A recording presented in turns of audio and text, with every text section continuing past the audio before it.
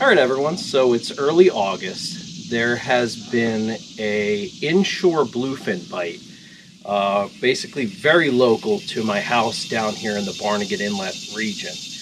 A large group of squid has set up on these inshore lumps in anywhere from 50 to 90 feet of water, and there's been decent sized bluefin coming in on the squid and feeding on them. So the game plan today is going to be go out, catch the live squid, maybe keep some extra for some nice calamari, and try to get a bluefin on the live squid.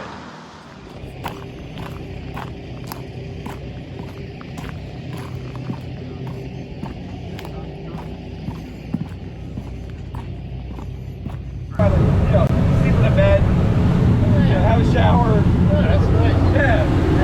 So how many guys are going? 3. Yeah, nice. Look at that.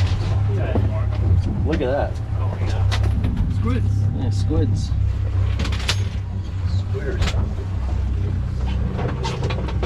With the bluefin in the area keyed in on squid, we went to work filling the live well. Ooh, look at that one. Our first bite of the day was obviously a shark. No long runs, dead weight, and no tail beats. Nice dead weight.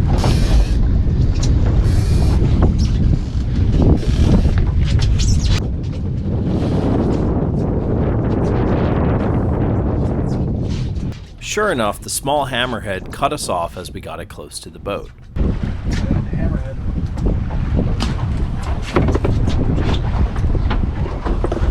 We're out here, 2023 squid bite. Squid bite is hot to trot. Look at this, Colin's hammering the squids, big squids. Tom's tight in the stern. Yeah, loaded on the bottom. Delicious squids. We got the calamari. We got the calamari. Look at that. Wow. Oh, this one, look, they're trying to eat the sinker. That free swim. He's gonna miss us though. Can you imagine just like feeding these to like big yellowfin? No. These are like good big ones. Look at that one's got the red spot. Got the red eye. At least it didn't ink you, it's just water.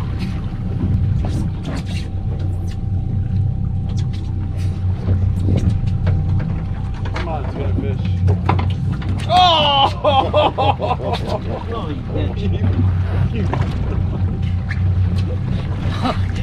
you Got your right cheek. Everyone's getting it. After a few hours of fun catching squid, our number finally got called when 2 rods went off at the same time. Here, that's there.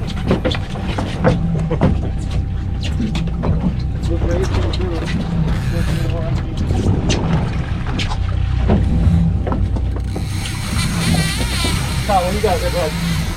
Talk to me, Kyle. You're good. Oh no!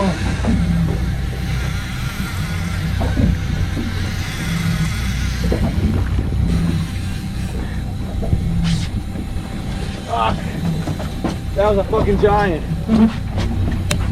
Unfortunately, the fish on our bow rod quickly chafed off, but it allowed us to go to work on Colin's fish in the stern.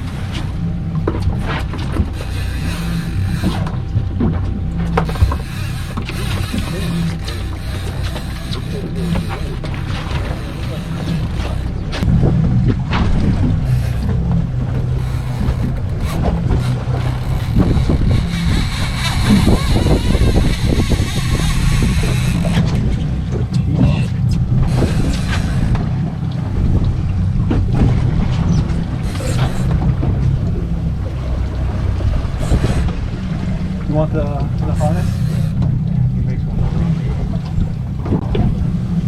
Yeah, tail beats for sure. Once you get that leader up, Colin, just be mindful of the swivel. Alright. You can't roll it, you can't. It's not a wind on, right? It is a wind on, but it's tight. So What do you want to do with it? he could easily, like, as long as he's got room for the swivel on the spool, like, you just got to be cautious. Oh, where it is on. Yeah.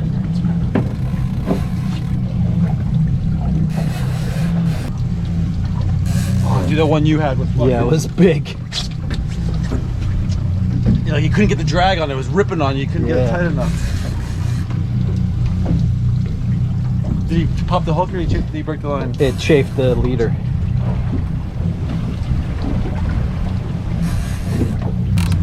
That good? Yeah.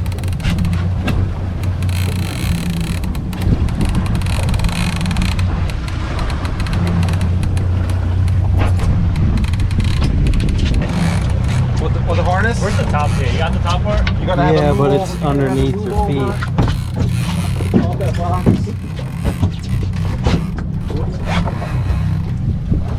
Oh, not bad. There you go. Good. 30 Line Productions!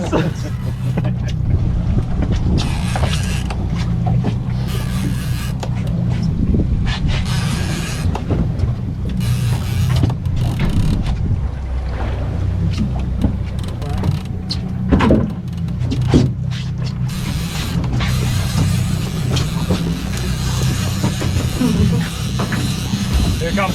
Gain a lot of line, gain a lot of line, Tom. Right here. Nope.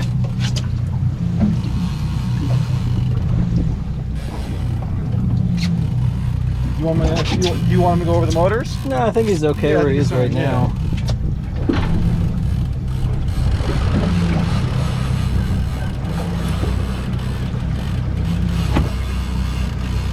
You don't think we should rig the harpoon, do you?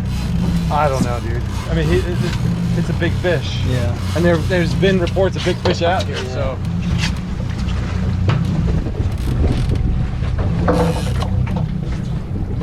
You're not even back at the rubber band, huh? Yeah. Forward that. Craig, I don't know. Where's the heart? You want to read the harpoon? We're back at the rubber band.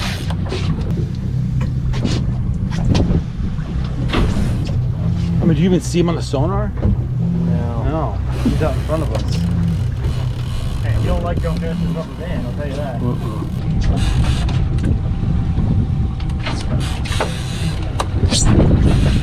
Gain a line, gain a line. Oh my god, dude. Yeah, he's doing circles under the boat, right? Yep.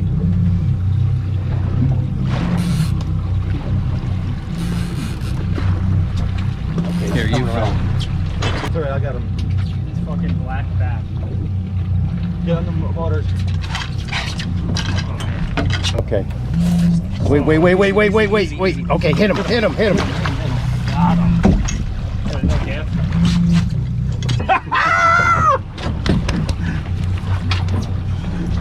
Dude, right place, right time. Those rays came in the other one.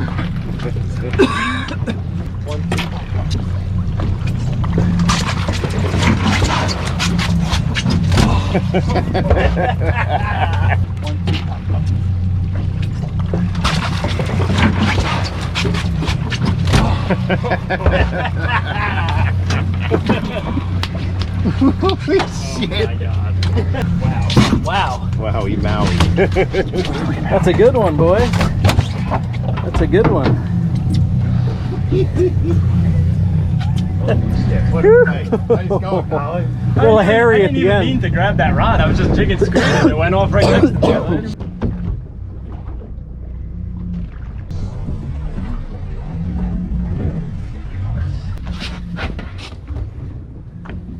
Yeah.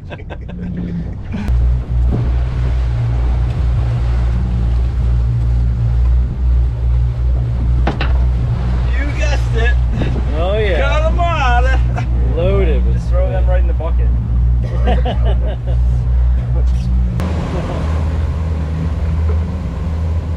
With our bluefin now on ice, we pointed the bow for home and started cleaning squid. Nothing better to go with fried calamari than some fresh tuna.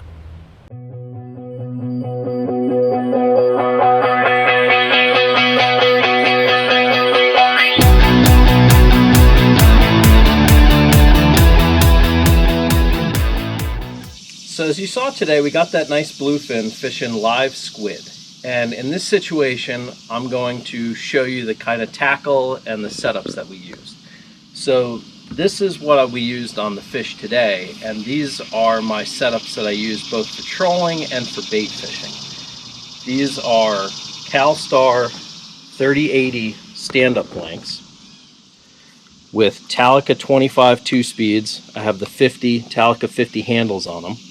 They have AFCO Bigfoot wind-on guides, which is very critical, which I'll get to in a moment. Now these setups are spooled with 100-pound hollow core Spectra backing to 100-yard, 100-pound monofilament top shot. So I'll show you how we're rigging for these fish today. So as I said, having the wind-on guides is critical because we're fishing our mono top shot to a 220-pound Spro power swivel and then terminated to 80-pound fluorocarbon leader. Now typically when I'm figuring out my leader lengths, you want to try to get all your hardware and everything else away from the bait. So I'll typically do 2 to 3 pulls. So a pull like this is about 6 feet or 1 fathom. So I'll do 2 pulls to my swivel. And then terminating, we're fishing live bait. You could fish a ringed hook. I wasn't fishing ringed hooks on this particular day, but we're fishing a Mustad Demon Perfect Circle. It's not offset. This is a 6.0. And you see I have my nice rigging table here where we're going over all the tackle that we're potentially using today. So you want to have your black rubber bands, this 100-pound fluorocarbon leader, 80-pound fluorocarbon leader, some balloons, your circle hooks. These are some pretty cool silicone balloon sliders that I just picked up to try. So I'm going to show you how we rigged for these fish today. Obviously we have our 80-pound fluorocarbon leader. Now when you rig this up, especially when it comes from these small spools like this, it's going to have a lot of memory and be really coiled up. What you can do is once you get that all rigged and it's going to be all swirly, you could hook it to a cleat or hook it to anything. I actually hooked this when I was doing it in my house. I hooked it to something in my kitchen. And you can stretch that leader out to get all the memory out of it. That way you have a nice presentation when the bait is floating out there in the water and it's not all coiled up. So you hook your live squid through the mantle, top 2 inches through that harder piece of cartilage so the hook doesn't pull out on the live squid. Then obviously you have your fluorocarbon leader to your power swivel connected to your top shot. I like to go at least 1 pull, sometimes 2 pulls from where that terminates to put on your weight. So you're using black rubber bands. You could black the sinkers out too. This is just one I had here. This is an 8-ounce sinker. We were fishing between 10 and 12 ounces. It really just depends on the conditions at the time. But you're going to take your line here. You're going to take your rubber band. I like to go 2 to 3 times around that top shot. Then obviously put your sinker back through. Pull everything tight. Now your sinker is going to be on your leader. This is going to go down. It's not going to move off here. And then as that fish comes up, you could just break the rubber band and pull it off and let it go. Now this is where it's important to have your wind-on guides, because as you see here, you have all this in your leader. You need to have big clearance on your guide. So with the wind-on guides, it just goes right through. No problem. Same thing when you're bringing that fish up. If you're fishing a longer leader like that for stealth purposes, you want the swivels to be able to go right through the guides. Of course, you need to be careful if you have anything bunched up depending on your angler, but whatever. So once you have your sinker on and you set your bait, you want to figure out what depth you're going to fish it at. Obviously, we're fishing in 60 to 80 feet of water. We knew the squid were on the bottom. You're using your sounder. You might mark some tuna. We could tell that a lot of the tuna were hanging tight to the bottom. So you're going to set your bait by using a balloon. It helps get it out away from the boat and spread everything out. So again, what I like to do is take a rubber band, take your balloon. I like to put that rubber band around the neck of the balloon, tie my knot on the rubber band. Now my balloon is terminated to the rubber band, just like the sinker. Go around the leader 2-3 times, but in this instance I just tie a simple overhand knot. It holds it on the leader, and again you can break this off as you're fighting the fish and deal with it. Of course, you want to make sure to get that balloon. Don't want to put any more balloons in the ocean. One interesting thing, which I'm going to try out on the next trip, is we got these tunacious balloon sliders, which are made for giant tuna fishing. These will actually go on the leader, and you can connect your balloon directly to this with a rubber band, and then tie a rubber band below this to set your depth. And then this will actually have the clearance to go through the wind down guides and reel it right onto your reel, which is pretty nice. But yeah, I mean, not much to it. It's pretty simple. You saw we had, you know, success. The biggest thing I can say is details matter. You know, stretch your leaders, make sure your connections are good. You know, a lot of guys are catching fish on 100-pound leader. We fished 80-pound leader. We chafed the fish off on 60. So do what you think works for you. Try baits at different depths and always adapt.